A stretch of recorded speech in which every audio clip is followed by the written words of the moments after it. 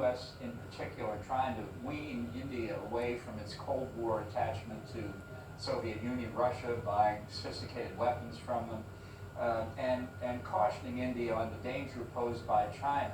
This is symbolized by what's called the Asian Security Quad: Japan, India, Australia, and the United States. A lot of effort to make India more amenable to cooperation with these countries. Donald Trump in the past weeks has essentially upended that, and for a variety of reasons now sent India back toward Russia to grow closer to China, and just shredding these decades of efforts to try and change that line. And I'm not saying this can't be fixed, but it's going to take a lot of work, and I don't see it starting anytime soon.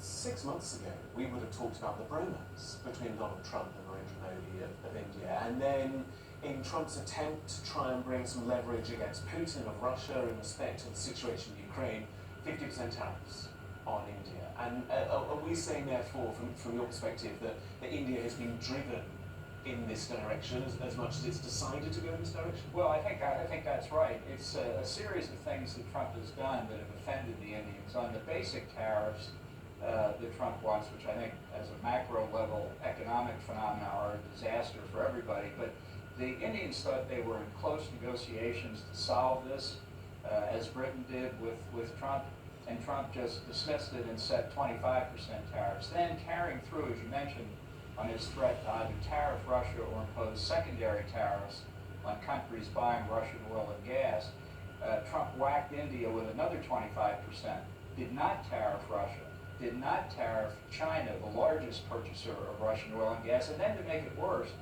when the recent escalation between Pakistan and India over a terrorist attack in Kashmir occurred, it escalated and came back down. Trump took full credit for it as one of the 6 or 7 wars that he stopped this year to deserve the Nobel Peace Prize, which has made India incandescent.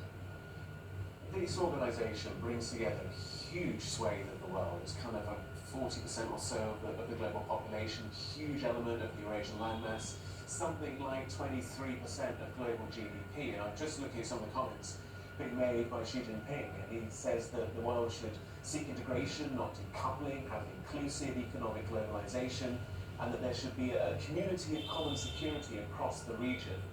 This feels like a massive potential reset that the West would really struggle to counter.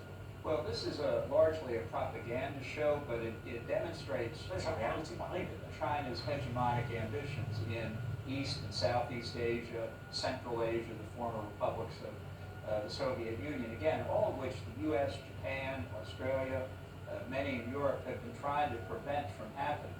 But Donald Trump's tariff policies, his unwillingness to consider even beneficial diplomatic moves in a larger strategic context have given Xi Jinping and the Chinese an opportunity. Whether they can exploit it or not remains to be seen.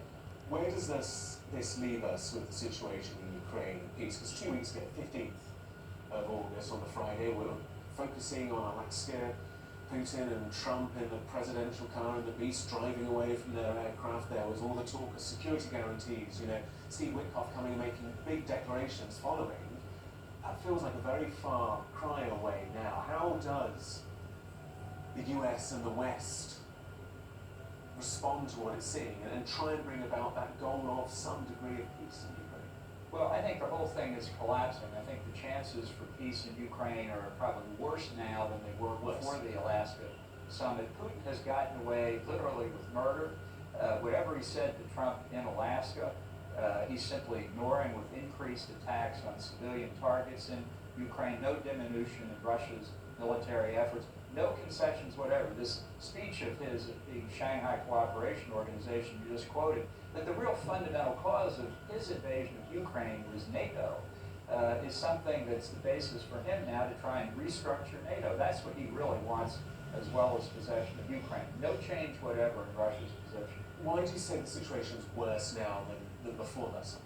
Well, I think, as hard as it is to predict what Trump will do, I think he will just disengage. He's got a moral equivalence between Russia and Ukraine for who started the war and how it's conducted. I'm very much worried he will now simply back away, maybe continue to sell arms to European countries that can be transmitted to Ukraine. But in terms of any effort to help Ukraine defend itself against this unprovoked Russian aggression, I don't see it. What should the US be doing? Well, what we should have done 3.5 years ago, frankly, was develop a strategy with NATO actually to achieve what NATO's stated goal is, which is the full restoration of Ukrainian sovereignty and territorial integrity, which we didn't do for 3 years under the Biden administration. It's much more difficult now. But I think that's the only acceptable outcome. Otherwise, Russia, China, and other potential aggressor nations will draw the conclusion that you can get away with aggression. Has Trump been humiliated to some degree in this situation by Putin? Well, I think he has been. I don't think he realizes it, but I think Putin believes that the old magic is back, that his KGB training has allowed him again to pull the wool over Trump's eyes. It's working out very well for the Kremlin. What about, you reference European countries there, NATO countries? Last night, for example, the UK agrees to supply, and Norway agrees to buy as well, British frigates, for example. What can countries such as the UK do in situations such as this? How much leverage is there in reality? Well, I think to support the commitment we've all made to Ukraine, the continuation of arms shipment and really developing a strategy to prevent further erosion of Ukrainian control in the face of this continuing Russian onslaught is just critical.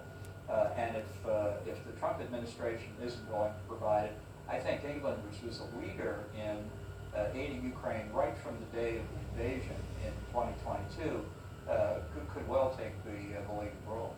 And in a sense of leadership, Sir Keir Starmer has allied with Emmanuel Macron of France to head up the coalition of the willing, as they're calling it, that may play some role in security guarantees if that world was to ever come about. What do you make of those offerings to try and bring about peace in that perspective?